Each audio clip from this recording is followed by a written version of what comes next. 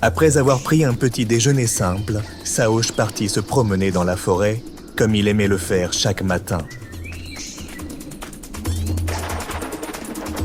Une brise agréable soufflait, les sapins touffus lui faisaient un tigne amicalement de leurs branches.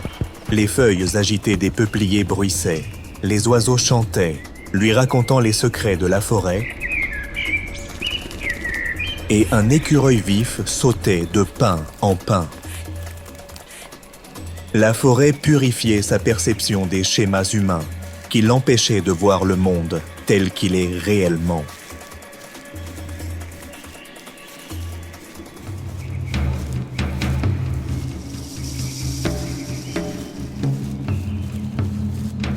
En s'approchant d'un cèdre géant, Saoshyant l'enlaça avec amour, se pressa contre lui de tout son corps, se remplissant de l'énergie de la nature.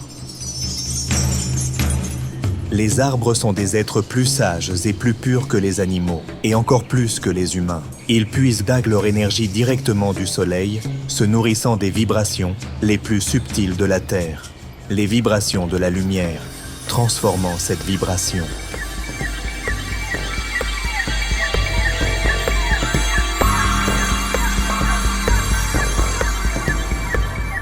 Les plantes ont permis à des êtres plus primitifs, comme les animaux, puis à l'homme, de vivre sur Terre.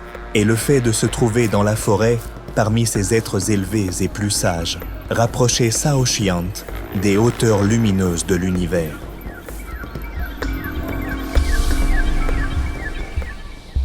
En errant dans la taïga, il arriva à un petit rocher qui s'élevait comme une île étrange au milieu de la verdure. Un esprit local habitait ce rocher. Cet esprit était un être féminin. Saoshyant se mit à genoux et, touchant le rocher de son front, le salua. Elle se présenta aussitôt à sa vue intérieure sous la forme d'une fière beauté aux cheveux noirs et bouclés. Sa robe traditionnelle brillait de couleurs arc-en-ciel.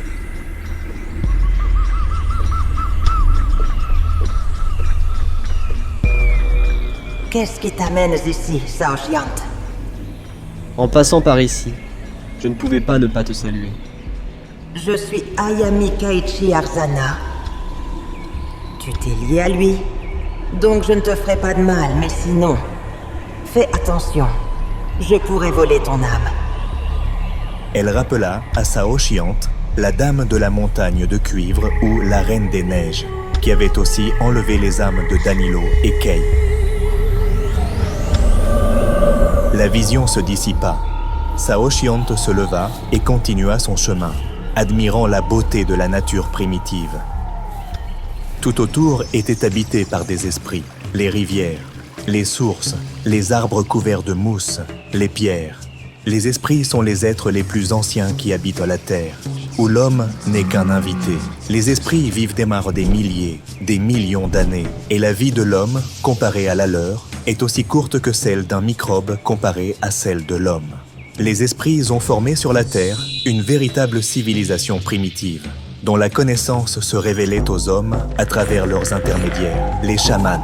Ensuite, cette connaissance, sous une forme déformée, a servi de base à la formation de différentes religions, telles que le christianisme, le bouddhisme, l'islam, le zoroastrisme et toutes les autres. Aujourd'hui, cette connaissance originelle se révélait à Saoshyant.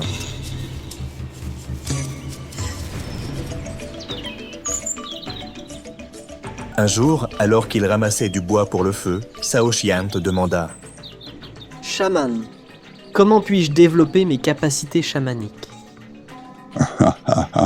On ne peut rien développer. Dans ce monde, l'être humain ne peut que gagner et perdre. La capacité vient quand la personne est prête à l'accepter et part quand elle ne peut plus la retenir. Mais, le plus souvent, une capacité se révèle à une personne lorsqu'elle entre dans une situation adéquate. Disons qu'un vieux chaman est mort et que quelqu'un du village doit prendre sa place. Et celui d'entre eux qui plaît le plus aux esprits devient leur élu. Il l'emmène dans le monde des rêves. Au début, l'élu semble devenir fou. Il entend des voix, il a des visions. Mais ensuite, il apprend à entrer et sortir de cet état à sa volonté et à diriger le vol de son âme sûre dans le monde des rêves. Comment fait-il cela? Il fait cela de la même façon que nous faisons toute action, en essayant encore et encore. Au début, on lui donne un tambour et il commence le rituel, activant cet état. Lorsqu'il pose le tambour, elle, état, arrête. En prenant le tambour, il donne une direction à son Tinbura, son âme sûre, d'abord pour le rituel, puis, pendant le rituel, vers un objectif précis. Par exemple, voir son Ayami ou visiter Ulgen.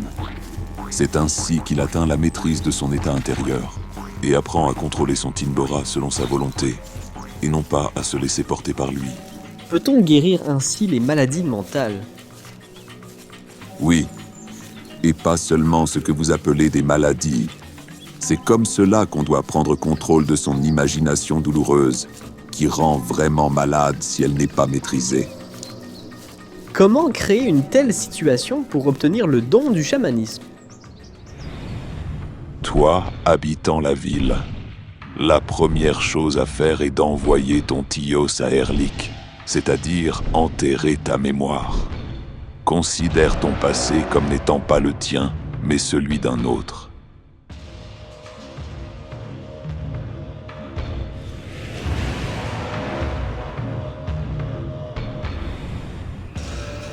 Puis imagine que tu enterres ton ancien toi. Tios descend vers le monde inférieur. Si tu le vis profondément, ce sera le premier pas.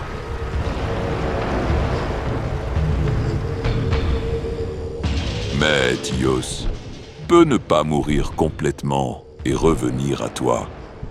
Alors, il faudra l'enterrer encore et encore. Quant à ton boss, il doit se détacher du futur du citadin ordinaire, qui rêve de famille, de carrière, de vie dans une société confortable et d'autres objectifs similaires.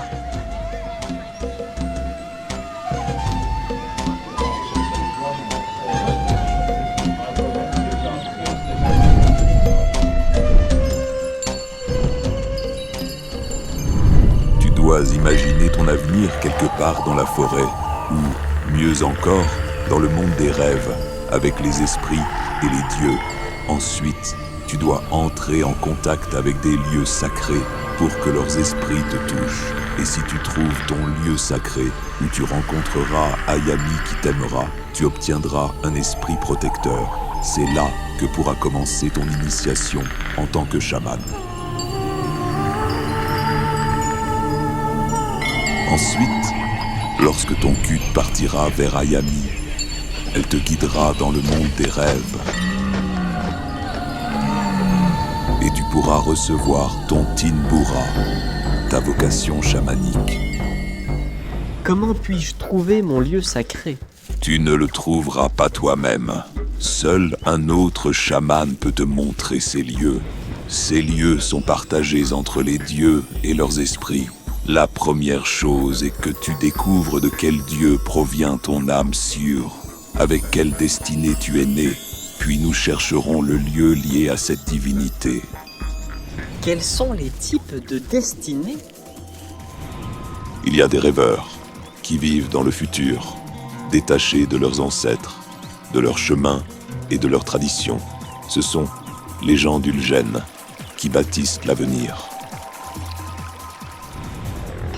Il y a des gens qui s'accrochent à leur passé, des conservateurs qui vivent dans le passé, opposés à tout ce qui est nouveau. Ce sont les gens d'Erlik.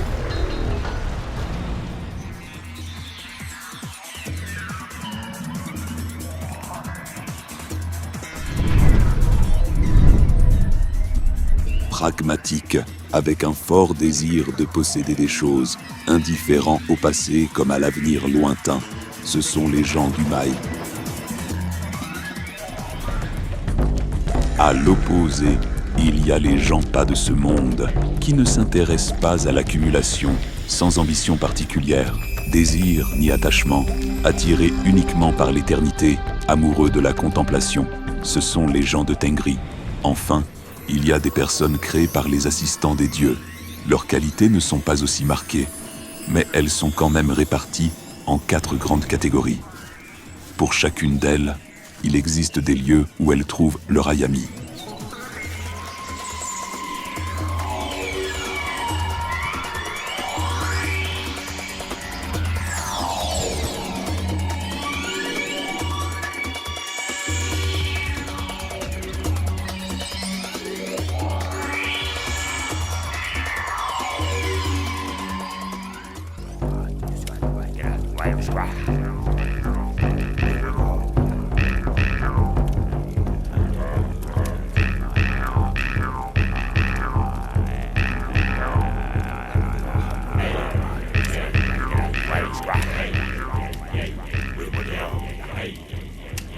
Pendant cette période extrême, où le destin de la planète entière est en jeu, il est très important que la connaissance des anges et des esprits de lumière se propage le plus rapidement possible à travers le monde et atteigne des milliers de personnes.